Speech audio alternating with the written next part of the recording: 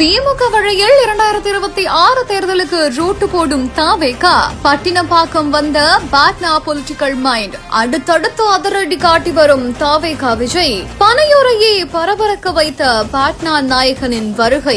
2026 சட்டமன்ற தேர்தல இலக்கா வச்சு அரசியல்ல களமிறங்குற விஜய் அடுத்தடுத்து பரபரப்பை கிளப்பி தமிழக அரசியல் களத்திலையும் பரபரப்பாக்கிட்டு வராரு. அதுலயும் தாவேகா கட்சியோட உட்கட்டமைப்பை வலுப்படுத்துறதுக்கான அத்தனை வேளையுமே அத்துபடியா நடந்து வருது.